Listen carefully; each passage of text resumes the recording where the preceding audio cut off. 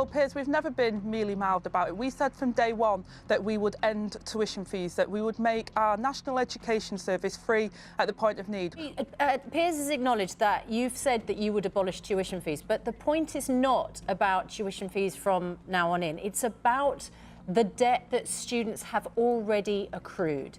And the point that is being made is that students thought you would clear their debt because Jeremy Corbyn told a student, largely student publication, the NME, before the election, I will deal with it. And to a lot of people who voted for you, that might have sounded like a promise. Was it?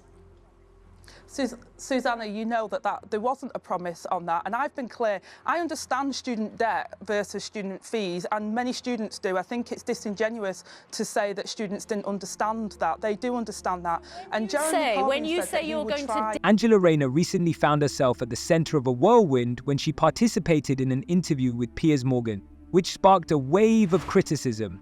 This confrontation evolved into more than just a political discussion. It became a fierce battle for accountability and transparency. Piers didn't hold back, asking pointed and uncomfortable questions, while Angela did her best to keep pace, but the tension was palpable. The conversation soon shifted to a pressing issue that concerns millions: student debt, igniting a surge of emotions. Earlier, Angela had suggested that the Labour Party could address the overwhelming financial burden faced by university graduates.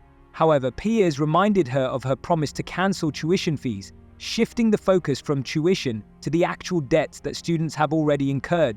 Well, Piers, let's be clear, 30% of it is never repaid. It's just, stays with young people for a long time. But we were clear on what we said. And at the time, Piers, nobody was talking about this because it wasn't an issue, because people understood what we meant by our student fees and student debt. The reason people are talking about it now is the Conservatives do not want parents and students to know that they are increasing tuition fees and ripping them off on the loan repayments. We all understand. And the Tories could do something about that today. But that wasn't the question I asked you. I just asked you how much of the near 100 million, I think it's 76 billion pounds of student loan debt now, how much of that, in your ambitious plan, let's call it nothing more than that, do you hope to reduce that by? We didn't have a plan. Piers, you don't have a plan? You're making an assumption and trying to leave me. We didn't have any commitment on the manifesto to deal with student... Angela was unable to provide a direct answer.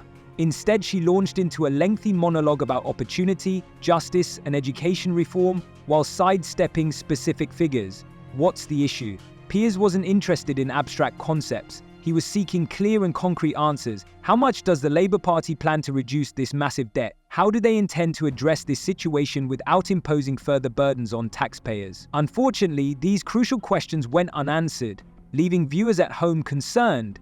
This issue was not new to Rayner. Students were already outraged by her earlier comments, which appeared to promise relief but were later dismissed. Many had hoped this interview would clarify the Labour Party's stance, but her evasiveness only fueled further discontent and skepticism. Deal with something. Susanna, are we now going to assume that I will deal with it means you won't deal with it? Susanna, if you read out the statement, the actual transcript of what Jeremy Corbyn said, you're picking out one particular word. He said that he would look at the loan repayments over a longer period. He would look at other ways of trying to look at that debt, but he didn't make any promises on student debt. Well, let me ask you, in terms of the ambition, we are nearly at £100 billion worth of student loan debt. Can you give me a rough guide to how much of that you, the Labour Party, would like to reduce it by? The students viewed this as a glimmer of hope, but during the interview, Angela abruptly shifted her stance, claiming it was never a promise. When expectations are raised in such a manner, people seek clarity, not ambiguity. Piers, as anticipated, seized the opportunity to press her further. He brought up the staggering figure of £100 billion in student loan debt, posing a pointed question. What is Labour's actual plan to tackle this enormous? Angela struggled to provide a clear answer. Instead, she veered into a broad discussion, avoiding specifics, and it became evident to the audience that she was unprepared to disclose the real numbers. Piers Morgan wasted no time diving into the political intricacies. He addressed one of the most urgent financial issues: student loans. The UK student loan debt has ballooned to an astonishing £100 billion, and Morgan repeatedly highlighted this figure, demanding concrete answers from Rayner. His tone was sharp and his questions relentless. What exactly does the Labour Party intend to do about this? I wanted to talk about those parents that are watching your programme today that are concerned about childcare. Angela. Well, you're not listening to me, Piers. You don't listen. Let me tell you how this works.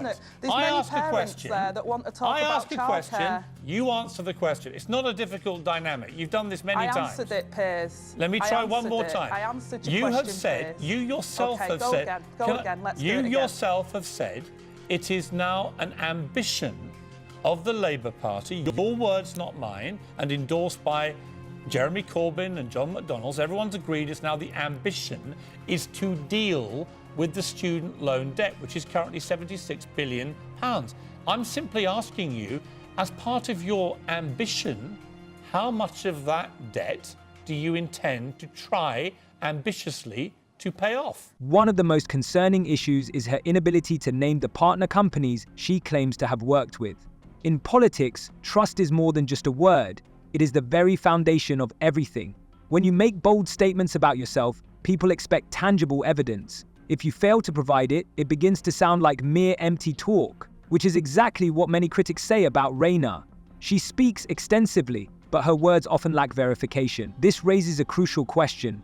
How can the public trust someone who appears to lack a complete grasp of the details? Passion and ambition alone are not enough. Leaders must be insightful, precise, and thoroughly prepared. Angela's frequent missteps cast serious doubt on her capabilities. Does she possess the necessary knowledge to back up her style? Such interviews are not merely casual conversations, they serve as a true test of competence. For someone in her position, the inability to deliver clear or accurate answers not only undermines her credibility, but also tarnishes the image of the Labour Party as a whole. This fosters an atmosphere of distrust and frustration, leading people to question, can she truly be the leader they deserve? We said from day one that we would abolish tuition fees. We put 9.5 billion to do that and bring back maintenance grants, which is 1.7 billion. Yeah. No, but Piers, this is what I'm explaining to you. No, You're asking me about Labour's commitments. I'm only asking a simple question. You keep answering my question with an answer. They were not our commitments. Yeah, but you keep answering a completely different question. I'm only asking you how much of the 76 billion... I've answered the question. Let me try it one more time. We did not commit. Right, to Piers, avoid... we did not commit. Let me be clear. That's not the question, Angela. We did not commit to removing all of the debt. I know that. I'm not saying you did. We did not commit to that. It was not in our manifesto. So you can ask me questions about it, but that's not what we committed to. I'm actually asking you what... I'm on your programme today. I've given you an answer. Her colleagues began to voice their criticisms openly. Is this a case of evasion, or did she simply not have the necessary figures at her disposal? Regardless, the lack of clarity has become a significant issue not just for her, but for the entire party. When people are confronted with such a serious problem, they expect far more from leadership than vague reassurances. This isn't the first time Angela Rayner has faltered under pressure. There have been instances in her career where she stumbled over crucial facts and the audience remembers these missteps. She has misrepresented important figures, misquoted data, or failed to back up her statements with specifics. It's not solely about student loans, it's a broader issue of uncertainty that cannot be overlooked, and it raises concerns for anyone who seeks clarity and assurance from her. Piers, we said it was not a manifesto pledge for us to look at student debt. I've been clear that Jeremy Corbyn said that he would, if he could and the money was there, he would look at ways to do that. I've made it clear there's two things that we could do immediately. Look at the repayment threshold and look at the percentage rate of loan, which will help students today, including those with student debt. They're things that we can do immediately. Anything else, we will not be setting out plans to deal with student debt unless we can afford it and we make that promise. We never made a promise on that. It's interesting because the government have no plan and they have no design for the country on how they're going to deal with the issue. They created a £100 billion debt Angela, and they doubled the national debt of this country. Angela. It's interesting because there's never a time where you challenge the government on that. Angela Rayner is not alone in facing intense criticism. Rachel Reeves, the shadow chancellor of the Labour Party, also struggles to make a strong impression during interviews. Together, they fail to embody what the public desires in their leaders. What lies at the heart of the issue? Both women often become tangled in incoherent responses when confronted with tough questions. rather than providing clear and concise answers. In today's media-driven landscape, this is turning into a significant problem. People expect leaders to respond swiftly and confidently to inquiries. When questions are posed, the audience does not want to hear lengthy 10-minute reflections. They demand straightforward and direct answers. Unfortunately, neither Rayner nor Reeves has mastered this essential skill. Angela's shortcomings in this area were particularly evident during her tense exchange with Piers. The British audience watched with anticipation as she dodged his questions instead of responding boldly and directly. Reeves experienced similar moments in an interview regarding Labour's economic policy, and the outcome was the same. As a result, both women appear less prepared and competent, leading to disappointment and frustration among the public. The conclusion is clear: the British public values wit and decisiveness. Leaders who cannot meet these expectations risk being seen as ineffective. In a party striving to regain trust, Angela and Rachel's difficulties with media engagement may be hindering Labour more than they realise. Angela Rayner's encounter with Piers Morgan was not merely a challenging interview, it was a pivotal moment that prompted many to reflect. Her responses to Morgan's tough questions raised serious doubts about her readiness for leadership. As she faced his pointed inquiries, she seemed to lose both confidence and focus. Instead of addressing the questions directly and openly, she evaded them and sidestepped the issues, which only highlighted her insecurity and vulnerability. See you later.